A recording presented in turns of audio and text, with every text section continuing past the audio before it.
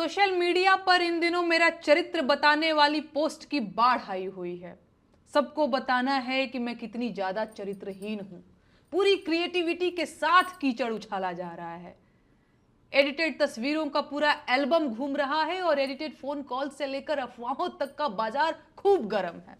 कुल मिलाकर सबको मजा आ रहा है।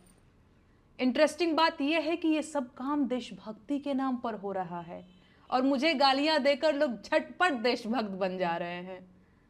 अगर मैं इस प्रोसेस को न समझ रही होती तो मैं जरूर परेशान हो जाती, कमजोर पड़ जाती, टूट जाती।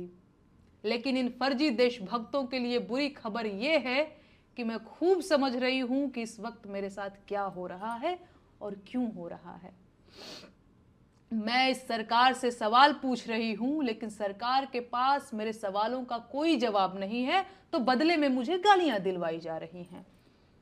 सवाल पूछने वाली लड़कियों को रोकने का सबसे आसान तरीका यही तो है, उनके चरित्र पर सवाल उठा दो। बेचारी डर जाएंगी। न डरें तो वैश्या बोल दो, उनके घर वाले डर जाएंगे और उन्हें चुप करा देंगे। फिर भी ना माने तो देशद्रोही और गद्दार बोल दो, FIR दर्ज करा दो, जेल का डर दिखा दो। ये लोग इतने कायर हैं कि सवाल पूछने वाली एक लड़की को बर्दाश्त नहीं कर पा रहे हैं। पूरी IT सेल की फौज लगा रखी है। मेरा फोन नंबर तक वायरल कर दिया गया है। डेली सैकड़ों फोन कॉल्स आ रहे हैं और ये सब सिर्फ इसलिए कि मेरा हौसला टूट जाए। मुझे गालियां देने वाले लोग कोई और लोग नहीं हैं। ये वही लोग हैं जिन्होंने सावित्रीबाई फुले के ऊपर कीचड़ फेंका था। ये वही लोग हैं जिन्होंने सुकरात को जहर का प्याला देकर मार दिया था।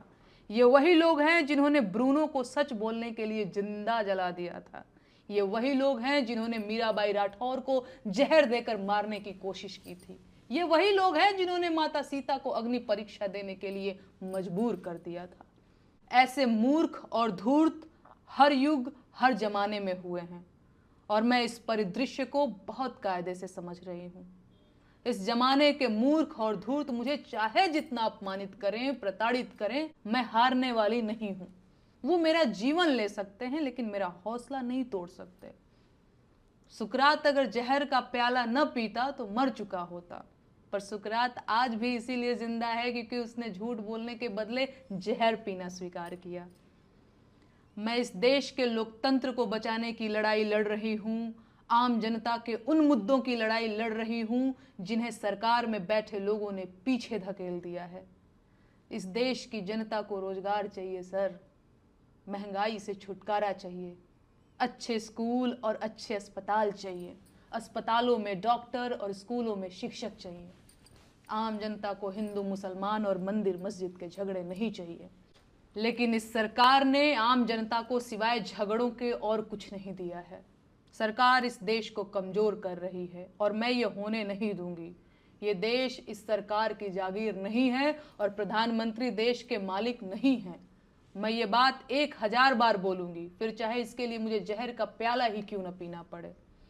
इस देश के हाकिम को पता होना चाहिए कि मैं सिकंदर लोदी से नहीं डरती हूं।